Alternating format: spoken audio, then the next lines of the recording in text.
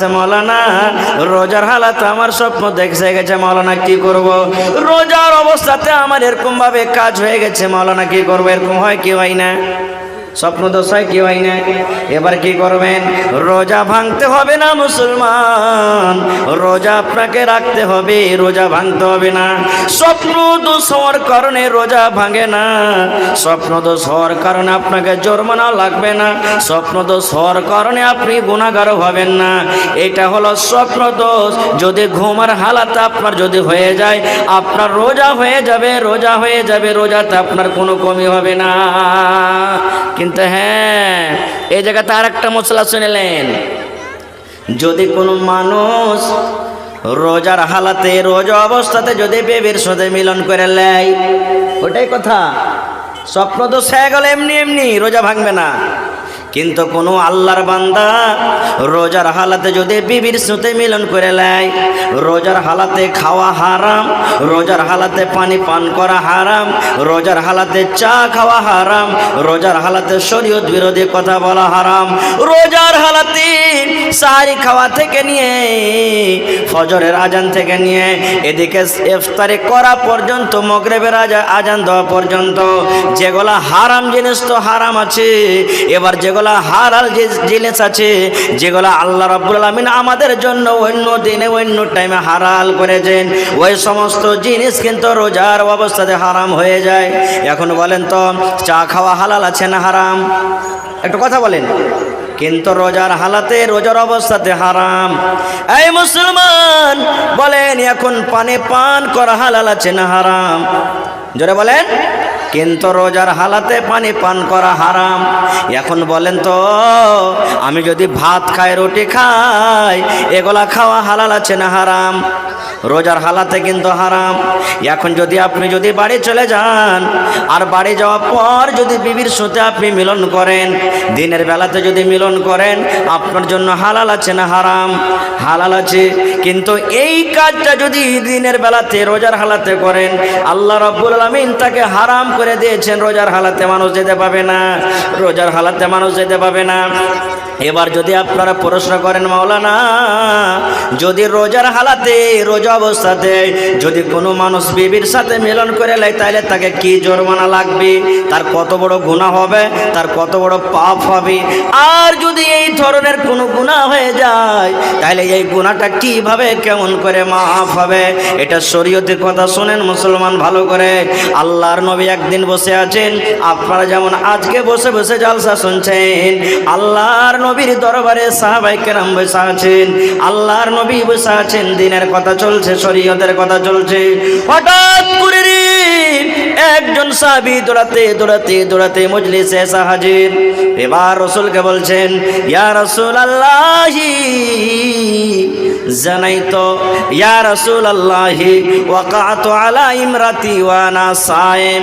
আল্লাহ রাসূল গো, আমার দ্বারাতে খুব বড় গুনাহ হয়েছে, পাপ হয়েছে গো নবীজি, আমি খুব একটা বড় গুনাহ করে ফেলেছি, আমার দ্বারাতে খুব একটা বড় ভুল হয়েছে, যে ভুলটা আমাকে করতে হতো না, যে ভুলটা করার জন্য আল্লাহ রাসূল নিষেধ করেছেন।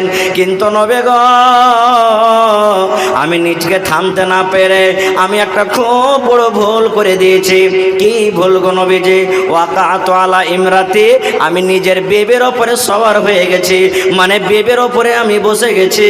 ওয়া আনা সাইমুন, আর আমি রোজার হালাতে, রোজার হালাতে নবী গো, আমার দ্বারাতে এটা ভুল হয়েছে, নিজের বিবির সাথে আমি মিলন করে নিয়েছি, নিজের বিবির সাথে আমি হামবিস্তারি করেছি, আমি নিজের বিবির সাথে সহবাস করেছি, এটা আমার দ্বারাতে ভুল হয়েছে নবী গো, ভুল হয়ে গেছে। রাসূল বলেন, ও রোজার হালাতে তোমার স্ত্রীর সাথে তুমি মিলন করেছো না? তো জি।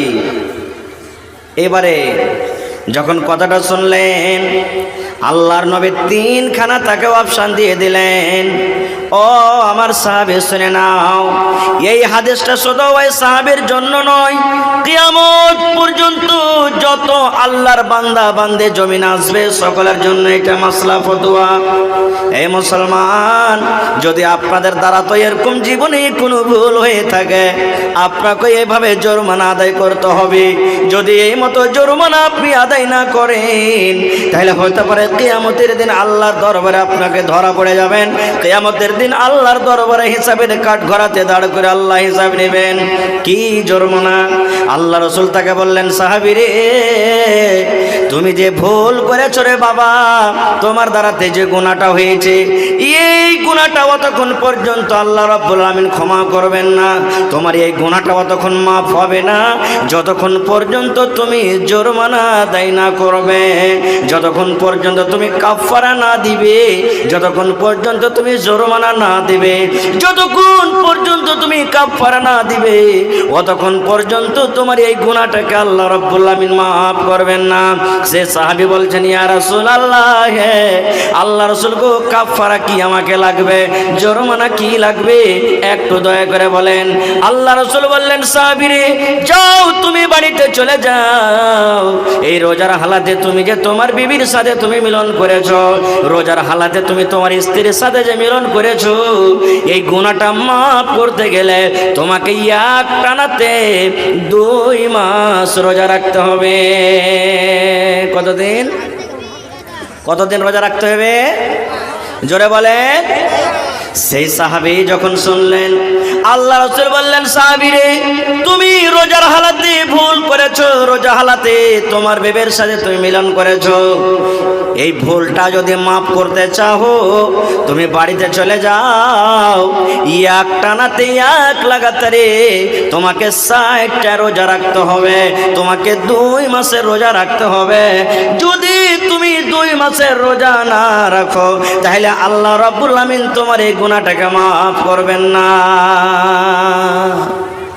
যখন কথাটা বলা, সে সাহাবী তখন বলছেন, হুজুর, 1 মাস রোজা করতে যায় ব্যাপারটা এরকম, ভুল করে বসে আছি, আর 2 মাসের রোজা কেমন করে করবো, এটা সম্ভব নয়, না পারবো না। এটা 1 মাস রোজা করতে গিয়ে মনটাকে থামতে পারলাম না, এরকম ভুল কাজ করে বসে আছি, আর 2 মাস রোজা কেমন করে করবো, না, এটা আমার দ্বারাতে সম্ভব না, এটা পারবো না। কো আল্লাহ রাসূল বলছেন, পারবে না, না তো না।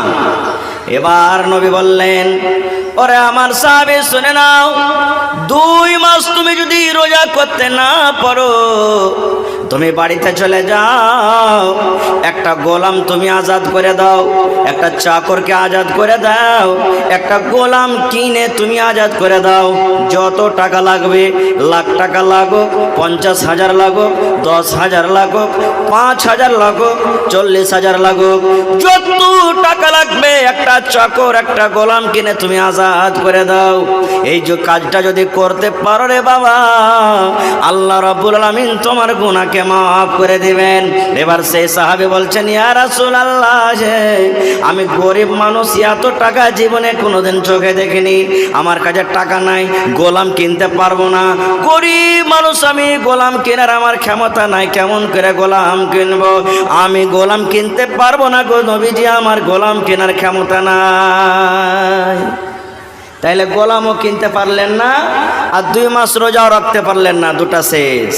3 নম্বরে নবী বললেন, বাবারে, যদি তুমি 1 নম্বরে গোলাম আজাদ করতে না পারো, 2 নম্বরে যদি এক টানাতে 2 মাসের রোজা না রাখতে পারো, 3 নম্বর তোমাকে অপশন দিলাম, 3 নম্বর তোমাকে কাফারা আদায় করতে হবে। 3 নম্বরে তোমাকে শরীয়তের জরিমানা হলো, বাড়িতে চলে যাও আর 60টা ফকিরকে মিসকিনকে খুঁজে খুঁজে খানা খাইয়ে দাও। মালদারকে খেতে হবে না, ধনীর ওকে দাওয়াত দিতে হবে না, মালদার টাকাওয়ালাকে তোমাকে ডাকতে হবে না। যারা সমাজের মধ্যে যারা মিসকিন, সমাজের মধ্যে যারা মিসকিন, সমাজের মধ্যে যারা ফকির, ওই সমস্ত মিসকিনকে ডেকে ডেকে ডেকে 60টা মিসকিনকে তুমি খানা খাইয়ে দাও। 60টা মিসকিনকে যদি খানা খাওয়াইতে পারো, আল্লাহ রাব্বুল আমিন তোমার এই গুনাহকে মাফ করে দিবে। তখন সেই সাহাবী বলছেন, হুজুর, কদিন থেকে নিজেই খাইতে পাইনি তো কাকে খাওয়াবো? কি বলছেন? হাদিসের কথা, গল্প নয়। কি বলছেন? নিজেরই পেটে দানা নাই নবী সাহেব, কাকে খাওয়াবো? এইটাও আমার সম্ভব নেই, পারবো না। তাহলে গোলামও আজাদ করা হলো না, 2 নম্বরে রোজাও করা হলো না, 3 নম্বরকে মিসকিনকে খাওয়ার দেওয়া হলো না। এবার কি হবে? বসে আছেন, বাবা চিন্তা করছেন, আল্লাহ কি হবে? ইতিমধ্যে হঠাৎ করে একজন সাহাবী এক বস্তা খাজুর, এক বোঝা খাজুর, এক পুরা খাজুর আল্লাহ নবীর দরবারে হাজির করে দিয়েছেন। ইয়া রাসূলুল্লাহ, এই খাজুর আমি নিয়ে আসলাম বাড়ি থেকে, আপনাকে দিয়ে দিলাম, আপনার যা ইচ্ছা খাজুর আপনি তাই করেন।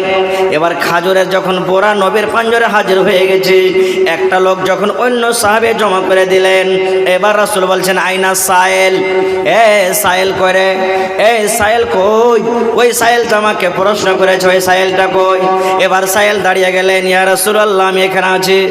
আল্লাহ রাসূল বললেন, ও আল্লাহর বান্দা, তুমি একটা গোলাম আজাদ করতে পারবে না, গোলাম আজাদ করার তোমার ক্ষমতা নাই। 2 নম্বরে তুমি রোজাও রাখতে পারবে না।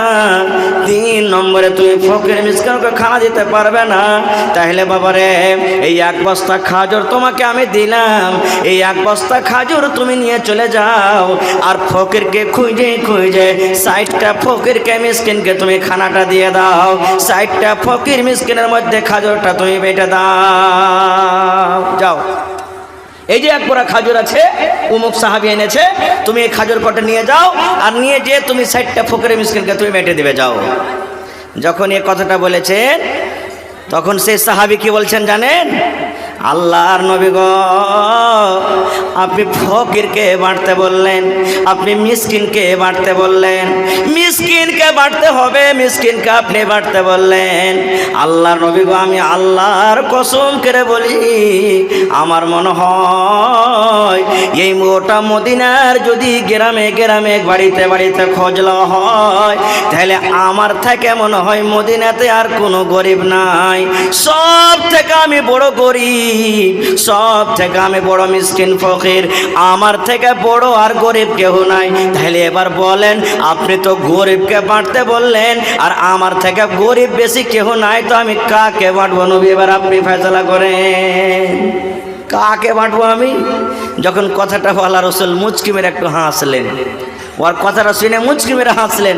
হাসার পর বলেন, যাও যাও যাও যাও যাও, তোমার ছেলে মেলে তুমি খাবে, যাও যাও যাও যাও, তুমি যাও, তোমার ছেলে মেলে খাবে। তাইলে ভাই, এখানে আজকে একটা হাদিস শিখলেন, রমজানের রোজার হালাতে যদি স্বপ্নদোষ হয়ে যায়, এমনি স্বপ্নদোষ হয়ে গেল, তাহলে আপনার রোজাটাকে ভাঙতে হবে না, রোজা আপনি রেখে নেবেন, রোজা হয়ে যাবে। ওই হালাতি যদি মানুষ নিজে নিজে যদি এরকমভাবে কোনো কাজ করে, বা নিজের মনে যদি রোজার হালাতে বিবির সাথে মিলন করে লাই, তাহলে কিন্তু ওই জায়গাতে গুনাহ হয়ে গেল, আর সেই গুনাহ মাফ করতে হবে। রোজা তো করতে হবে পরে, এবার এই গুনাহটা মাফ করতে গেলে 3খানা জরিমানা। 1 নম্বর গোলাম আজাদ করো, গোলাম তো এখন এই জামানাতে পাওয়া যায় না, ওইটাকে বাদ দিয়ে দেন। 2 নম্বরে রোজা, 2 মাস রোজা করতে হবে, তাহলে গুনাহটা মাফ হবে। আর যদি এটাও না পারেন, তো 60টা মিসকিনকে আপনাকে খানা খাওয়াইতে হবে, তাহলে আল্লাহ আপনার গুনাহকে মাফ করবেন। একটা শিখে নিলেন, আর একটু আগে চলেন। আল্লাহ রাসূল বলেছেন, যখন তুমি বাড়িতে ওযু করবে, ভাত রান্না করবে, ভাত তুলে মুখে দিবে, রুটি যখন খাবে, ভাজা যখন খাবে, আল্লাহ রাসূল বলেছেন বিসমিল্লাহ বলে তুমি খাবে। কি পড়বে? জোরে বলেন, আরো জোরে বলেন। বিসমিল্লাহ বলতে হবে। ওযু করতে বসলেন, বিসমিল্লাহ পড়তে হবে।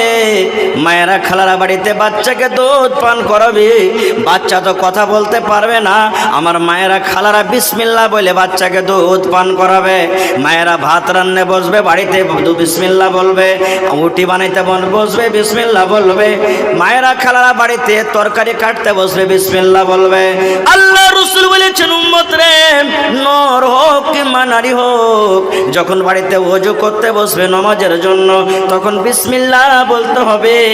আর যখন লেখাপড়া করতে বসবে, তখন গোটা বিসমিল্লাহির রহমানির রহিম পড়িতে হবে।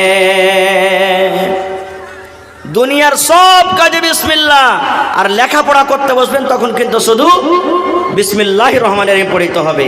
কত ভাইকে দেখবেন ওযু করতে বসবে, একবার খুব হাইন ঠেকেরা কইবে বিসমিল্লাহির রহমানির রহিম। জি না, শুধু বিসমিল্লাহ পড়বেন। লেখা পড়তে করতে গিয়ে বিসমিল্লাহির রহমানির পড়তেন। এর প্রমাণ একটা হাদিস কোরআন থেকে আপনারাকে বলি। সুলাইমান নবীর নাম শুনেছেন আপনারা? নাম শুনেছেন? জোরে বলেন না, নাম শুনেছেন? জি, সুলাইমান নবীকে আল্লাহ তাবারাক ওয়া তাআলা এত পাওয়ার দিয়েছিলেন, পাখি, এই যে পাখি, ছাগল, বকরি, বিচ্ছু, পোকা, পাখি, দুনিয়াতে যত কিছু জীবজন্তু সবারই ভাষা বুঝতে পারেন। আজকে ছাগল ম্যাঁ করে ভেবাই নাকি? আমরা মনে করি ভ্যাঁ করে ভেবাইলে। মুরগা থেকে কুকুরু করে বাঁক দেয় নাকি? হ্যাঁ, তো ওই ভাষাতে কি বলছে? ভোরবেলাতে দেখবেন শাহরুখকে কুচুর মুচুর করে কথা বলে না? আমরা হয়তো বলছি যে এটা এর ভাষা, কিন্তু সুলেমান নবী জানতে পারতেন কি বলছে। লম্বা ঘটনা, ছোট্ট করে বাস এক দু মিনিটে বলছি, পারছি আমার হাতে চলে এসছে ভাই। তো সুলেমান নবী লাই লস্করকে নিয়ে চলে যাচ্ছেন, একদিন দোয়া করবেন, কাহাত সালি পড়ে গেছে, দোয়া করবেন আল্লাহর কাছে যে আল্লাহ তুমি মেঘ দাও, পানি দাও, চলে যাচ্ছেন। কোরআনে একটা সূরা আছে সূরাতুন নামাল, কোরআনে একটা সূরা আছে সূরাতুন, জোরে বলেন সূরাতুন নামাল। নামালাতুন মানে চিউটি, পিপিলিকা, পিঁপড়া যাকে আমরা বলি।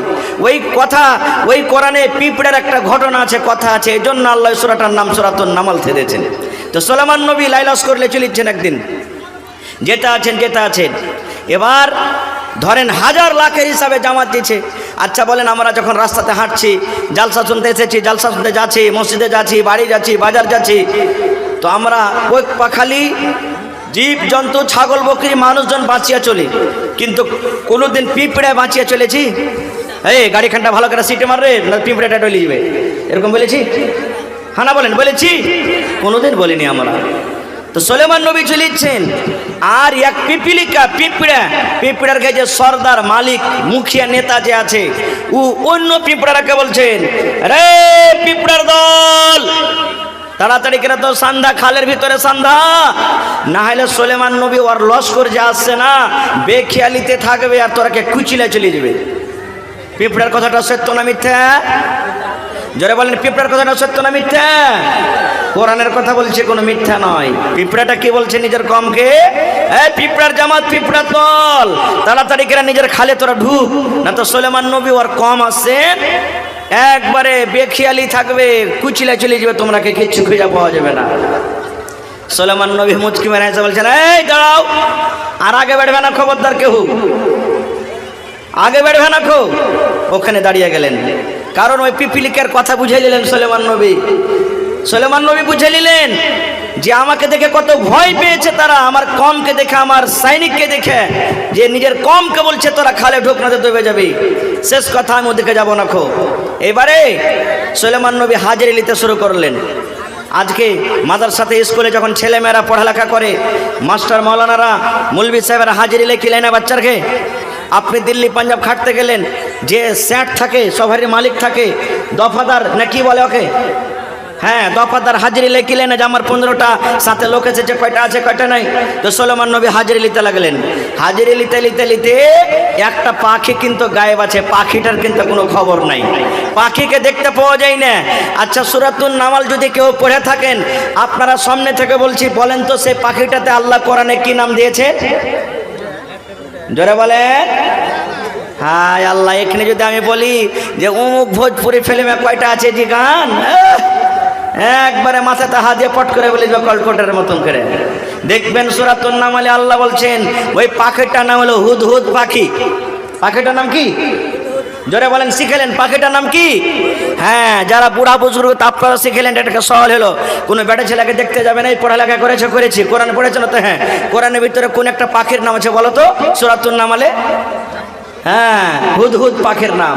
হুদহুদ পাখিকে কিন্তু দেখতে পাওয়া যায় না।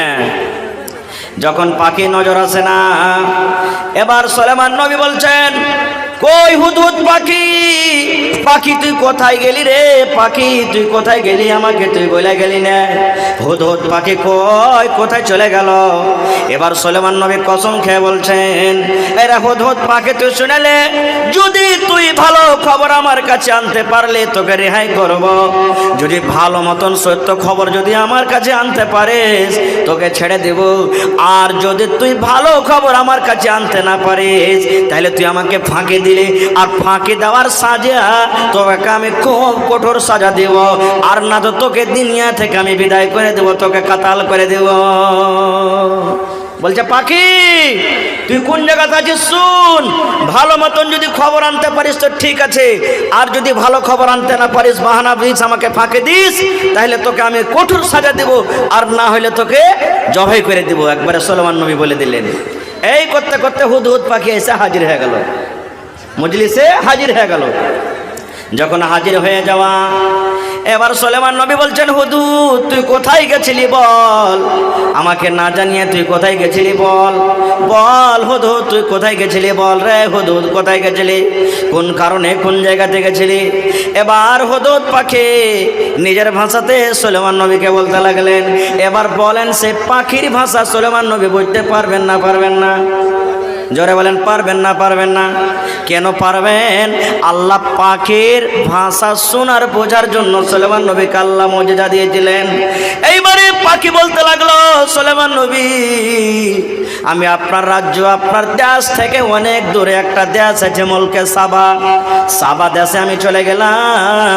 ওরে আল্লাহ ওই সাবা দেশের মালিক, সাবা রাজ্যের মালিক, ওইখানকার যে সর্দার, ওইখানকার যে মুখিয়া কিংবা ওইখানকার যে রাজা, ওখানকার রাজা ওইটা পুরুষ নয়, সেটা হলো একজন মহিলা। তার নাম বিভিন্ন নাম দিয়েছে, তার মধ্যে একটা নাম দিয়েছে ওই রাজ্যের মালিক হলো কে? বিলকিস, তার নাম বিলকিস। বিলকিস মুলকে সাবার মালিক। আজকে যেমন আমাদের বিহারের মালিক হলো কে? শ্রী নীতিশ কুমার নাকি? তো বলছি ওই দেশের রাজা হলেন কে? মহিলা একটা বিলকিস। কিন্তু বাদশা শোনেন, সুলাইমান নবী আর একটা শোনেন, মহিলা তো ওই দেশের রাজা, ওই দেশের বাদশা, কিন্তু সাথে সাথে আল্লাহর পূজা করে না, আল্লাহকে মানে না। সেই চাঁদকে আল্লাহ মানে, সূর্যকে আল্লাহ মানে, আসমানকে আল্লাহ মানে, পাথরের পূজা করে, আল্লাহর পূজা করে না, গায়রুল্লাহর পূজা করে। আমি নিজের চোখে দেখে বুঝে এলাম। এবার যখন কথাটা বলে দেওয়া, ওরে আল্লাহ সুলাইমান নবী তখন বলছেন, পাখি রে কি বলছিস রে পাখি, হতো তুই ভালো করে বল। বলছে হ্যাঁ জাহাপানা আমি এটা চোখে দেখে এলাম। সুলাইমান নবী আমি নিজের চোখে দেখে এলাম যে ওই মুলকে সাবার মালিক, মুলকে সাবার বাদশাহ হলো বিবি বিলকিস, ওখানকার মহিলা।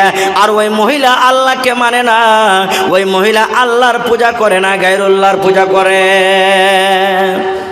যখন বলছেন যে তুই ঠিক বলছিস না, তো হ্যাঁ বলছে আর প্রমাণ তোকে দিতে হবে। বলছে হ্যাঁ দিয়ে দিব। বলছে কি? একটা চিঠি নিয়ে যা। ইসলামের কতখানি কাজ করছে ভাই মুসলমান দেখেন। সুলাইমান নবী বলছেন তোকে চিঠি লিখে দিব, তুই নিয়ে যেতে পারবি? বলছে হ্যাঁ চলে যাবো। বলছে ঠিক আছে যা। এবার সুলাইমান নবী চিঠি লিখতে লাগলেন। চিঠি লেখো, ইন্নাহু মিন সুলাইমান ওয়া ইন্নাহু বিসমিল্লাহির রহমানির রহিম। গোটা কোরআন মাজিদ খুলে দেখবেন, গোটা কোরআনের শুরুতে প্রথমে বিসমিল্লাহ, বিসমিল্লাহির রহমানির রহিম লেখা আছে, বিসমিল্লাহির রহমানির রহিম লেখা আছে, বিসমিল্লাহির রহমানির রহিম লেখা আছে। কিন্তু সূরাতুন নামালে দেখবেন ওই সূরার ভিতরে দুটা বিসমিল্লাহির রহমানির রহিম আছে। একটা কোরআনের শুরুতে বিসমিল্লাহির রহমানির রহিম আছে, আর একটা ওই যে সুলাইমান নবী বেলকিসকে চিঠি লিখেছিলেন, ওই বেলকিসকে চিঠি লেখার শুরুতে বিসমিল্লাহির রহমানির রহিম লেখা আছে।